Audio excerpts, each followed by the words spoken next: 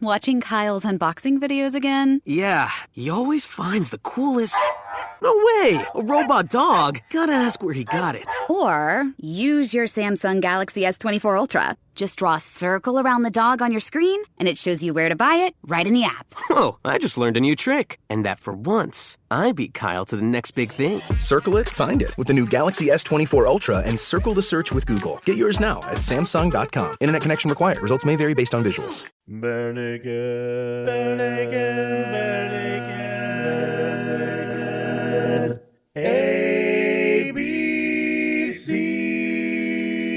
ABCs. Welcome to the Bare Naked ABCs, where we discuss every single Bare Naked Lady song from 7 to Y. And we are beginning our month of covers again. It seems like the end of their catalog is all covers for some reason. Why? Why? And guess what, Aaron? Guess what, Tracy? Aaron, he's What? not here. It's just the two of us. Woo! Hosting this BNL podcast, just the two of us. I wrote that on the way home from the tap room in the Well, car. That was For good. It was only a mile drive. I thought it was pretty impressive. That is better than I could. So, wishing well Yes, so tonight we're going to discuss the 1987 hit Wishing by Well. Terence, the great Terence Trent D'Arby, I might So- add. Well, not just by him. He also is co-written by Sean Oliver as well. Oh, who cares about them? I mean, no offense. If you exist, please come on the show. We love your work. Yeah, I don't know, one, if he's still alive, or two, if it's a non-de-plume or something, because I could find nothing about him online anywhere. So No, it was all about Terence Trent D'Arby because he had the hair. Remember, like he had the Yes. hair. and he was pretty big for a while. I mean, Oh, heck yeah. he was covered by George Michael. He was covered by Daryl Hall. I mean, Is he still alive? yeah. So I have a whole Good, because bunch of stuff about him. unlike in many previous episodes, listeners, I have often very well prepared for this, like super prepared. In this case, I am not as prepared as I normally am. So, The more I listen to him, because I got to admit, back when he came out in '87, I was only 12. He wasn't in my wheelhouse. I liked it okay, but this wasn't a song where I was like, oh my gosh, I got to know more about this guy. same. I was 13, so I was so much older and wiser, and yet, because girls, at that age are way better than boys. Oh yeah, a couple years older even. I know. We were so much more mature. But even so, I think in my early Milli Vanilli phase at that point. That did not work out so well. Should have No. gone with Terence. Yeah. And wait, was he? No, he wasn't. No, that was Eddie something. I was like, oh, was he? No, that was who did Electric Avenue? Oh, Eddie Grant. Eddie Grant, right. That's my favorite. I do like Electric Avenue. Because we're gonna rock on to Electric Avenue. And then we'll take it higher. Higher. Oh, we got it right. But Terence Trent D'Arby, definitely. So, as I was listening to him this week, like I got this like Curtis Mayfield, Sam Cooke, James Brown kind of mixture with him. Oh, absolutely. He's got a definitely James Brown touch to it. But it was a very interesting song for the late 80s. Yes. The Wishing Well was kind of low key. It was very laid back. It was I don't even know how to describe it. Like I'm trying the late 80s were very much kind of still doing that wall of sound, and this was not that. This was very simplified music. And it was just coming out of that techno era, that electro era. And I mean, it kind of mixes that in there along with some soul and funk, but yeah, just very different. Very different. I mean, granted, we like to get the funk out, but I'm full of it tonight just to cover for my inadequacy as a musician. We'll go over him. We can go over him a little bit right now, I guess. He was born in Manhattan. Originally he was born Terence Trent Howard in 1962, and his mother was a gospel singer, a teacher, and a counselor. And then she remarried, and that's where he got his new surname, as she married the Pentecostal Bishop James Darby. And he became interested in music around the age 5. And the way he tells it, he was performing in church when an elderly lady came up to him after church and buried him in her large bosom while giving him a hug and gave him a quarter. And that's harassment. She could go to jail today for that. She could. And he thought, if this is the kind of attention I get and make money because of music, then music is what I want to do. Those were his words. It gets you the chicks from church. And it's funny because his mom let him listen to gospel, but only the older gospel, not newer gospel music, because that was too far. Well, honestly, the newer gospel / Christian rock of the mid-late 80s or the mid-80s, early 80s was a lot different than your traditional gospel stuff. But that's interesting because like Whitney Houston was also raised on that traditional gospel. Yep. And look where she went. Yeah, maybe we don't want to talk about that. R.I.P. Whitney, I will always love you. He was a boxer, and he received the lightweight Golden Gloves in Florida in 1980.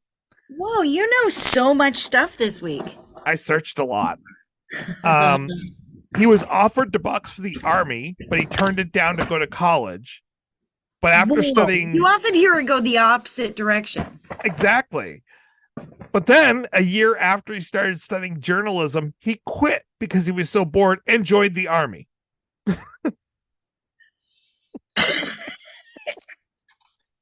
Okay. And then, while he was in West Germany, he was court-martialed and dishonorably discharged for being absent without leave. Oh, he went AWOL. He did. Why? Because he decided that it was too boring, and he decided to join a band and record an album as the leader of the band The Touch. Wait, are you sure that he wasn't a millennial? Yeah. He jumps around a lot. Well, I'm bored. I don't want to do this anymore. But you didn't even start yet. Yeah, but I'm bored, so I'm going to do something else. Yeah. This isn't working for me. This isn't working for my chi. So he started his career under the name Terence Trent D'Arby. His debut album was the one that Wishing Well was on, which is Introducing the Hardline, according to Terence Trent D'Arby. And the album included 4 singles, all of which did very well. If You Let Me Stay, yeah, that one. I forgot how big these were. Like they were played a lot. Dance Little Sister. Mm-hmm. Sign Your Name. Sign your name across my heart. Oh yeah, that's right. Yep. You be my baby. And then this one, Wishing Well, that hit #1 on both. He was like the Sade of men. Yes, exactly. I just came up with that. I think I'm right. That works. That works perfectly, actually. Isn't it like he was kind of like the male version of Sade? Yeah. Like those songs that you're like, oh my God, yes. So just stuck in immediately, your head. He made a huge mistake, though. Oh, what did he do? Did he go on a 3-state killing spree? No. So he said in an interview that he considered himself a genius. Oh, it's kind of like when John Lennon said he was Jesus. Well, let me take that further, because then he said that his album was better than Sgt. Pepper. Oh, loser. And the Americans and the English did not like that very much. You think? You do not diss the Beatles. No. And then later on, he backed himself up in an interview, and he said, I said a lot of outrageous things while I was in England. He said he believed what he said, but he also was exaggerating to make a point. He's like, you have to hit people over the head to make a point, and I did it. I know how to play the game. Or he hit them over the head with a sledgehammer. Well, yeah. And I mean, to his credit, John Lennon made the statement about me being more popular than Jesus the year that he released Sgt. Pepper. True. And same reaction. Right. But the problem is the Beatles already had a name for themselves at that point and could recover from that and they were huge by that point. When he said that, they could recover. He said this after his first album. Yeah, that's putting the cart before the horse, really. Yeah. He overdid it. That's his own hubris, because where is Terence, Trent D'Arby now? And where are the Beatles now? Oh, they just released another album. Exactly. Another single. Not great, but that's for another day. I don't know. I liked it, but I think it's okay, but it's weird and creepy to me, but that's a different story. So his next 3 albums did decreasingly worse. I've listened to them and I understand why. So here's the thing. I don't know if you've listened to his albums afterwards. No. I did a really deep dive this week. I was like, I had a little bit extra time because we pushed off recording a week, and I was like, okay, well, this gives me a chance to really dive in. And the albums are extremely experimental. Nobody likes that. If you've seen Spinal Tap, you don't go weird and experimental. Especially on your second album, not on your second album. No, I mean, second albums never do well to begin with. No, because there's so much energy. If the first single or the first album does well, you have to maintain that. And so the audience needs to be pulled back in with something that is similar yet new. And so it can further connect you with the artist. Like if Bare Naked Ladies had not done, was it Bopes or maybe that came after Gordon? Maybe You Should Drive came second, I believe. Second, right. And I always get them mixed my favorite album. Well, I don't know. I'm getting a little different now. But like that was still the same band. Like you could tell it had their markers. But if you go all experimental, then they're like, no, we can't get on board. So I'm going to pull this up real quick. I'm just trying to find it. He does have a very massive catalog. So don't I. Sorry. This is the start of his second album. Neither fish nor flesh. Well, right there. That's... Who is Samanda Maitreya? I will get to that. Oh, I'm going to learn so much from you tonight, which is unusual. And, oh my gosh, well, you're looking for this. So the whole, what is it called? The Wrapped. So I got my Wrapped report from this last year of, what you listened to and how long. And Bare Naked Ladies gives you a personal video message because they were my top listen. And they were like at the very end of the Wrapped video that Spotify sends to you or that you pull up, it's like, thank you, Tyler. Like the guys all talk to you and about how appreciative they are that you are a fan and blah, blah, blah. Very cool. That is really neat. I know. So if you checked your Wrapped on Spotify and BNL is in your top list, they're going to say something to you. Now, this isn't a trick. This is the beginning of the album. First 10 seconds of silence. Then you would think it was not working.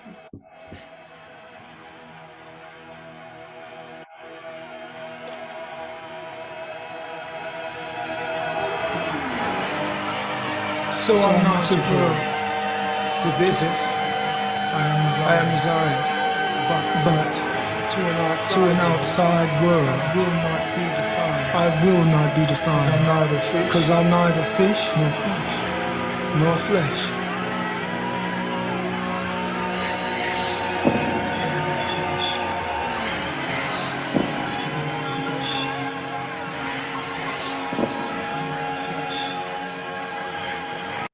So that's what he starts the album with. Okay, so I'm gonna say one thing. Well, one thing, 3 words. Crack is whack, y'all. I mean, it's kind of like, it reminds me of a college performing like a performance art piece or something. It does. I get wanting to do what you want to do at this point, but your first album wasn't that big. No. You have just lost half of your audience at this point. Yeah, they've already been like, why did I buy this album? And then it goes to this.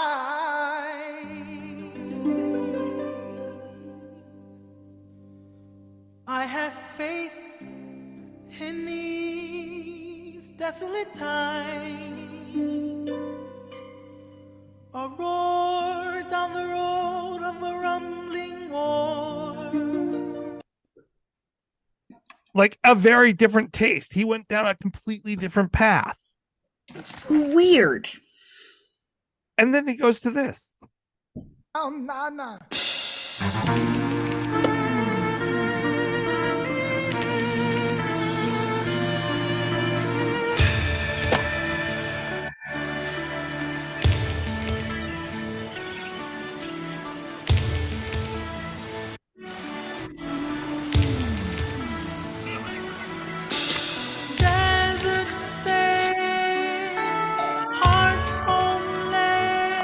Like he what? And then like as you go further into this album, you get really, really different tastes. Your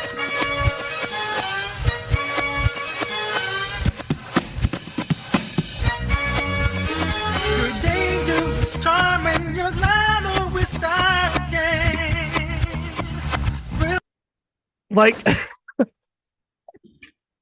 you have I get that he doesn't want to get defined, and he said, like, I don't want to be put into boxes. I don't want to be defined. I'm neither fish nor flesh. You've lost your audience. You done messed up, Aaron. You done messed up, Terence. And there are some really, really great pieces in there that are amazing. But I mean, if you think of it, like, think if the Beatles had followed up their first album with Abbey Road. Like, you can't do that. No. I mean, but the artist, did he explain why he made such a huge diverging path, like how he diverged so much from what he had done before? I mean, it wasn't that much of, if you listen to the first album, it doesn't diverge that much. It's just, there's a lot more of the sign your name, wishing well type sound on that first album, with these experimental pieces kind of put in. And the first album is really good. I actually really like it. The second album, there are some shining pieces in there that I love.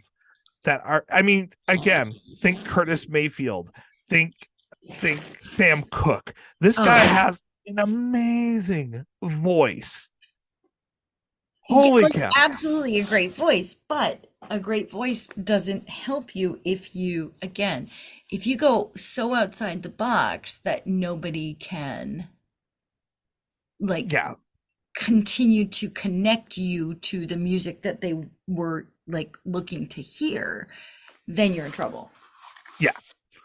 And like, is that hubris? Did he just think that, well, I am an artist, therefore, I mean, yeah, he liked what he liked, and he wanted to make what he wanted to make, and yeah, And you do you. You go, Glen Coco, but good for you, Glen Coco. But at the same time, then you have to understand the consequences of that, yeah. which And, means not everybody's going to get it or like it. And therefore, so this is much more up my alley. This is more what I like. And this is what you find in a lot more of his later stuff. Sweetheart, listen.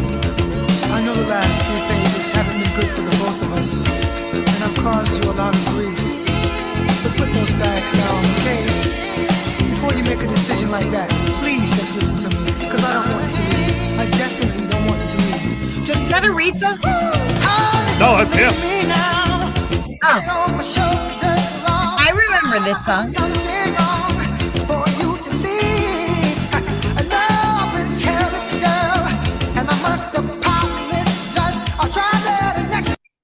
Like, it's really amazing. I remember song. that song. I totally remember that song. Yeah. And then, so there's one that he does called Some Saki in Osaka, which is one of his live albums in 2020. This is his remake of Wishing Well, which he did. He obviously it's live, so he's going to do it differently. He doesn't have the same instruments. I really love this cover. Well, not cover, but him doing it differently.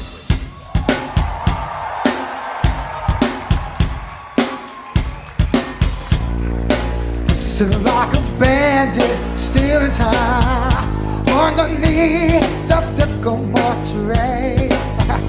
Everybody else sends Valentine's to my sweet lover and me.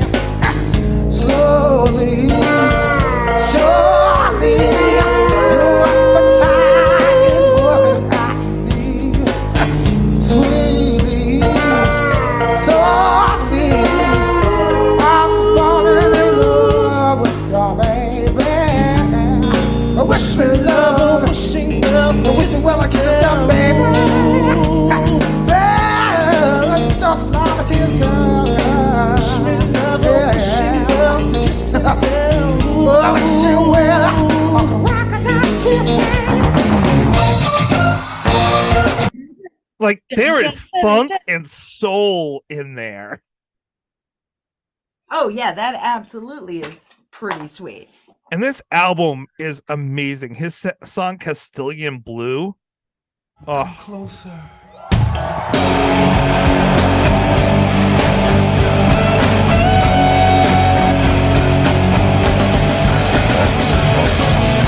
She was the barrel of soft scented sugar walker.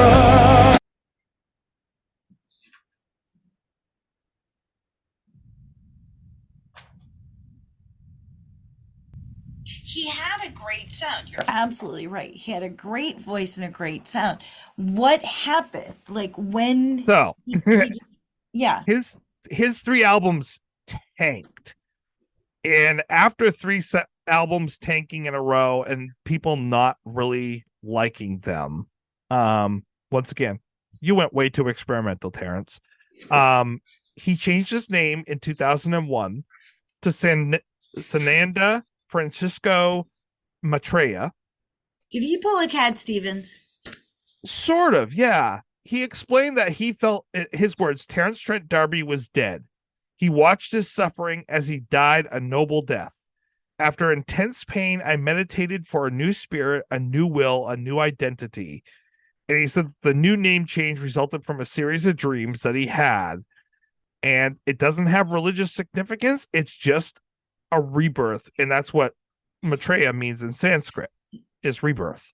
And Sananda in Sanskrit means possessed of happiness. Okay.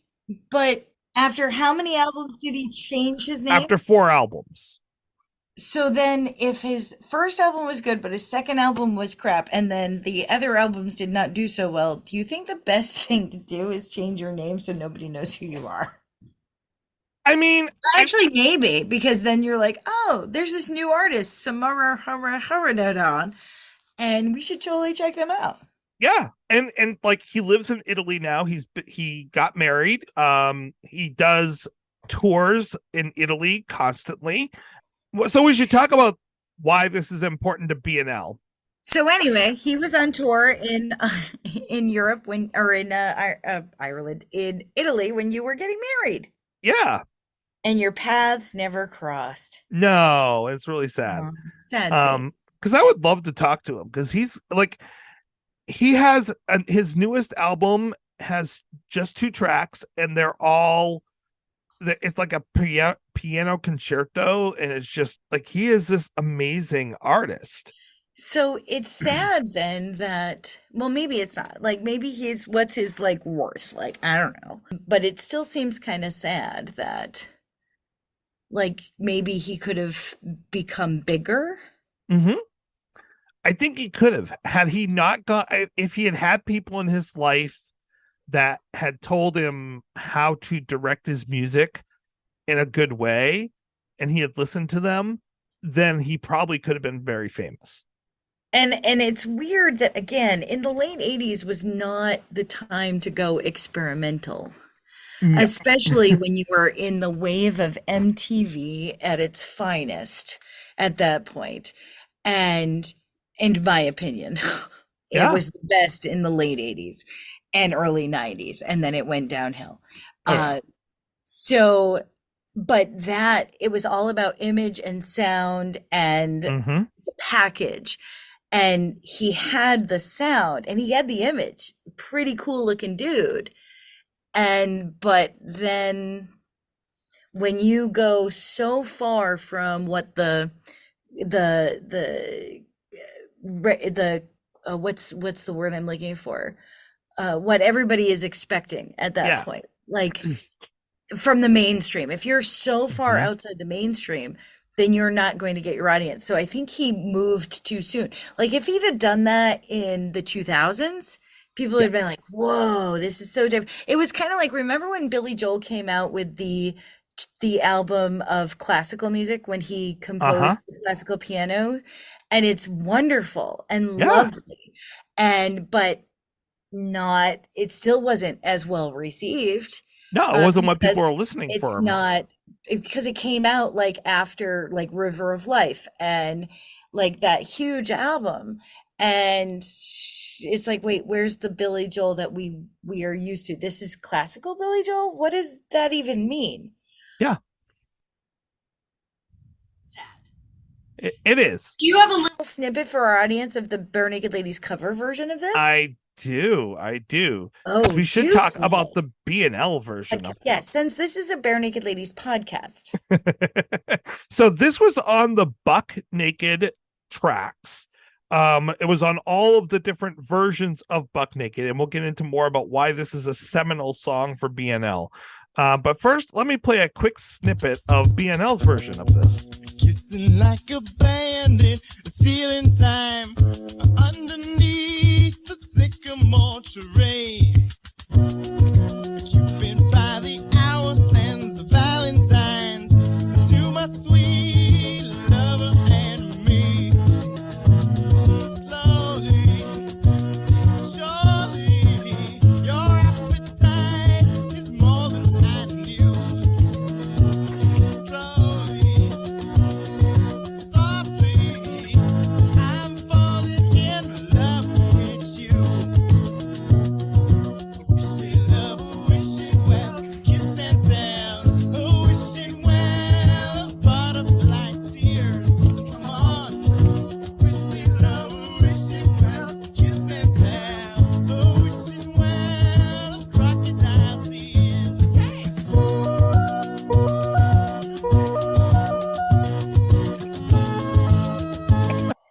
So, I mean, you can tell that they're taking piss out of the song. What you're talking about here is folks with a Casio keyboard and too much time on their hands. Yes. So you preset the Casio keyboard to play the chords, and you just hit one finger and it plays the chord progression. And then all you have to do is play the bum bum bum ba da da ba da dum bum ba da da, and that's pretty much it. It was, I mean, they pointed out that it's like screwing around when you're in high school with the Casio keyboard and your little cassette tape recorder. I mean, they had 5 songs on Buck Naked, and the first edition of it. this was one of them. But it was not them trying to do serious at that point. It was them trying to just have fun and put a tape out at the end of a concert for people to listen to more of their stuff after they've listened to them. Right. Which is totally fine. Like, people, duh. But still not, it's, it is what it is. But without this song, BNL as we know it does not exist. Wait, okay, well, why? So this song is super important. It was most likely one of the few songs that Steven and Ed played during that first concert that they played together, because it was one of the first covers that they knew really, really well. And it was popular at that time. I mean, this was a year after this song had come out. It was still on the charts. The picture of the first edition of Buck Naked was actually Steven and Ed's faces pasted on top of Terence Trent D'Arby's body. Okay, that's a brilliant move. But the most important thing, Not gonna lie. the most important thing about this song is that this is the song that impressed Sean Cullen of Corky and the Juice Pigs. And he said, my favorite thing on Buck Naked was a version of Terence Trent D'Arby's Wishing Well that they'd done with a cheap little Casio keyboard. And it impressed him enough that he asked them to be their opening act on the tour of Canada, and that became their first tour. Shut the front door. So without this song, BNL does not tour Canada, doesn't start building their audience, doesn't build a relationship with Sean Cullen that comes back to benefit them later. They may not have met the Creakin' Brothers because that happened while they were on break during this tour. BNL may not exist. Whoa. I don't know what to do with that information, really. So is this like the best song in their catalog? No, but it is fundamental. No. Okay. All right. Okay. And I think it's because they're still, having like, so much fun with it. I mean, Corky and the Juice Pigs are joke. They're a comedy troupe that does songs. And they wanted someone coming on before them that does songs that are funny to get them going. Okay. And like they could tell these guys are serious singers. However, they also don't mind having fun on stage. They're going to liven up our audience and get them to come in and be in a great mood before we come out. And there is a lot of laughing and silliness on this song. Oh, absolutely. And then, of course, there's the Sugar Bells line. Right. Where they have to bring out the Sugar Bells and bring them. And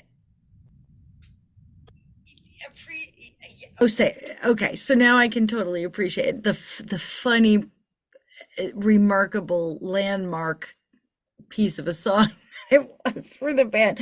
But at the same time, I mean, wait, was Lovers on Buck Naked? No, Lovers was not done officially. It was never released. Shut up, really? Until how did disc 1? Really? Because I feel like I've known that song forever. So because that was their first like, video. I burned it off from like Napster or one of those places way back in the day. Because it was released on disc 1. What was the orange one? I remember it was orange. Napster.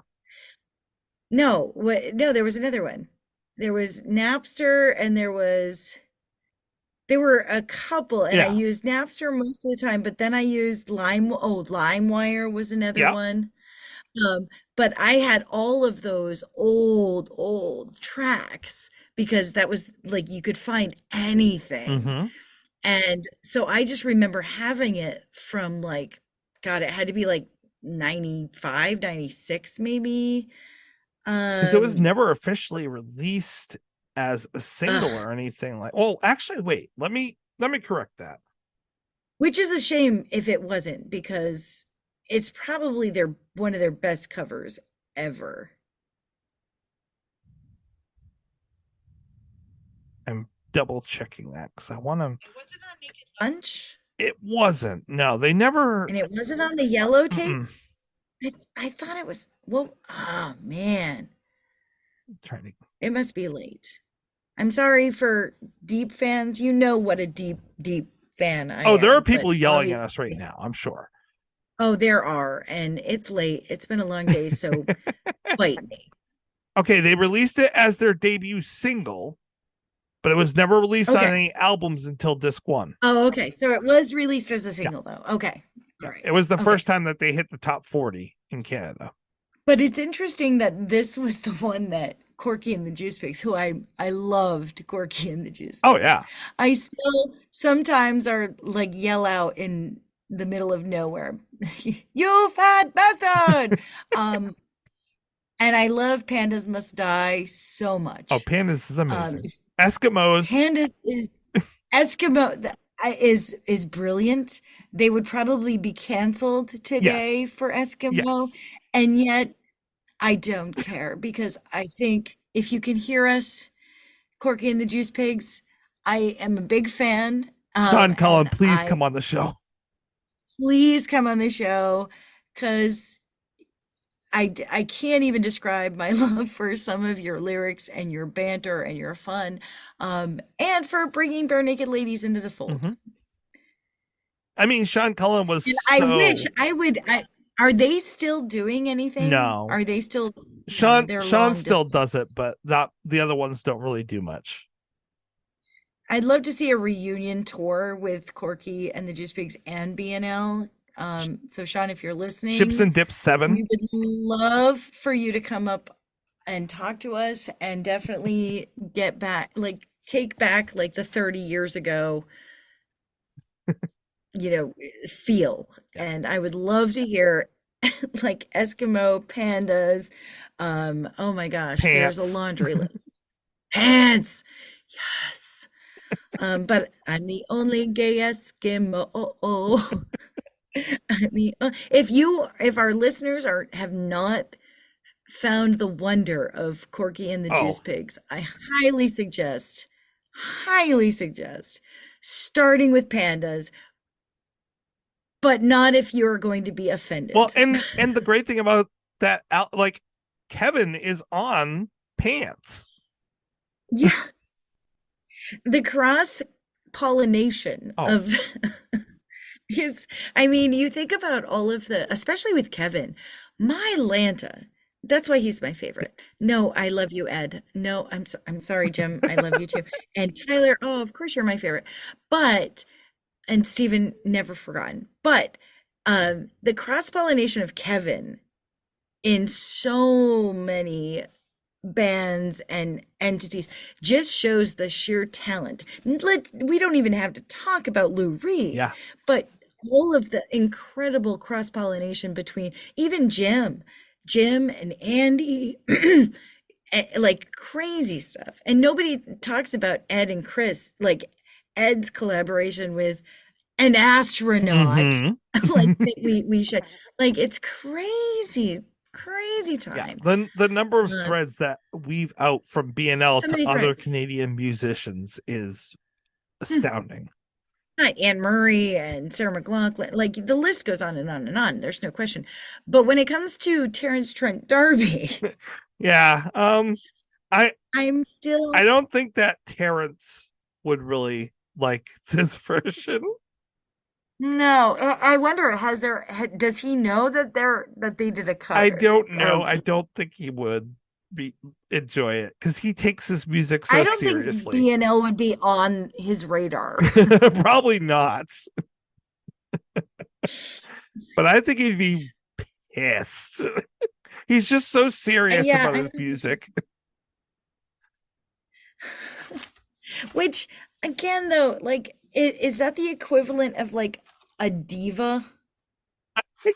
Kind of think that way. Like, I reached out to him. I really, really, really wanted to talk to him because I want to see, like, has he mellowed with age and taken it like Steve is, where it's like, yeah, I love to make music, but it's art, but it's not art. Art. Oh my God, that's such a good way of putting that. So, I mean, Like, don't you think that some artists, like I was having a conversation with a student earlier today. Um, I I had bought there's an amazing vinyl record store here in Vermont. And I often will go into town and grab some stuff for my office and just whatever. Like a couple weeks ago, I bought, or last week, I bought a Leonard Cohen album, a Cher double album set, from way back. I bought like the most random mix of things. And so I'm listening to the Cher album, and I have a student who is 19, I think he's a second year, and is he adores Cher. So we had a long conversation about Cher, and then Dolly Parton's new album, and then Whitney, and then Mariah, and the conversation about divas and their hubris, which brings them down. Like Mariah is not the diva that she once was, or that she thought she was, because when you get a reputation for being, well, I am just so much better. Like, and like you think Terrence. about artists that are great. Like you think about folks like Prince. Prince was a genius. Yes. He was incredibly shy. He was an incredibly introverted human being. And yet he was a brilliant musician, a brilliant performance guy. Hmm. But you never heard him saying, "Oh, well, I'm the better than anybody." No. Like you never heard about Prince. You never hear that about Dolly Parton. You never, holy crap. And folks, if you're listening, you may not know I'm a huge Dolly Parton fan. She once gave me an award, and we compared, we have the same shoe size, and I got to meet her and talk to her, and she's amazing. And she is the most genuine human being I've ever met in my life, for having the most work done, shall we say. And she is the first to admit why she's had all that work done. And she loves what she looks like. And shouldn't we all be that confident in ourselves? Mhm. And her new album, everybody, is pretty Is impressive. it? The cavalcade of artists that she is working with on this Rockstar album, she's duetting with Steve Perry, with Steven Tyler, she's doing covers of their songs, and they're harmonizing with She her. got Stephen It's Perry to come their out of song. retirement. They did Open Arms. She sang, and he harmonized with her. Oh, the Laundry List. You have no idea. It is I have to insane. listen to This this now. album, my husband and I, last week, he's like, you've got to hear this song. And then we listened to the entire album. We haven't done that in 10 years or more, where we just sat and listened to an entire album together. It's a long album, but I highly suggest it. But that's because, unlike Terence and Mariah, and I was a huge Mariah fan in her early days. She hit a 3.5 octave Ugh. range. I mean, God, the woman could sing. Hmm. But I think when you then become bigger than your britches, shall we say, and you expect everybody to cater to your every whim, and do like bow down to you, and that you are the greatest thing since sliced bread, nobody's going to like you anymore. No. And the whole, well, she's a diva, she deserves it. I mean, I don't think even Whitney ever got to that stage, RIP. Mm. And like but then again, she got into bad stuff. Yeah. But you can't compare. And for Terence to go on that side route, now good for you, but you can't be pissed when it doesn't come out the way you want it to, because people don't like what you're doing, and that's everybody's right. Mhm. Like Bare Naked Ladies could come out with another album, and I'm like, oh my God, that's the word. Like, what were they even thinking? And occasionally they have a song that I'm like, not my favorite. But the overall mission of the band is still intact. Yeah. The overall sound of the band is still intact. The overall like persona of the band is still intact. But when you change your name, like even Cat Stevens, like that's the first thing I thought of because I love Cat Stevens. I love. There are so many songs that I'm like, this is one of our brilliant songwriters in history. And then when he changed his name and went, did his thing, good for you. But I'm not going to buy an album that is off the wall. No. Sorry. Although I have to say his new album is really, really good. Whose album? Cat Stevens. Oh, he has a new album? Yeah, he just released one. Oh, how did I not know that? Probably because I've been in a cave. Ratings. What do you think? What I every time I hear this, because I think this should be how many Casio keyboards. How many Casio? I think of the Casio keyboard playing cat. It's all I think about every time. I think it's the equivalent of me and my middle school friend hanging out in her bedroom and playing crap on the keyboard. And God, I love him, but it's definitely not there in the lexicon of BNL amazing pieces. And I'm sure they would say the same. What the fuck were we thinking? Beep. Sorry, friends. We're allowed one. We're PG-13. I think I'm gonna give this a half a Casio keyboard. Okay. And that's the lowest rating I've ever given in the history of this podcast. It is. It make it equaled soon. We have more Casio coming up in our future. Yeah. I mean, I get the importance of this song, and they're having fun, and it's been a really fun discussion, but I'm not coming back to this song ever again. It's not one I'm going to listen to over and over again. I'm going to give it a 2. You are so kind. I am totally the hater this week. Well, I mean, there's only 2 of us. So. Just the 2 of us. No one can argue anything, just the 2 of us. In his later album, Terence actually does an amazing cover of If I Fell by the Beatles. Oh. It makes the mood right. It brings up my spirits. That's curious. Yeah, now that the word is out about the town, I should let people know that next week we're bringing back the Casio keyboard and we're going to be speaking about the Beatles and discussing the song Wonderful Christmas Time. We're simply having a wonderful Christmas time. Thank you for joining us, and thanks. That was fun. Thanks, that was fun. Thanks, that was fun. Don't forget, no regrets, except maybe one.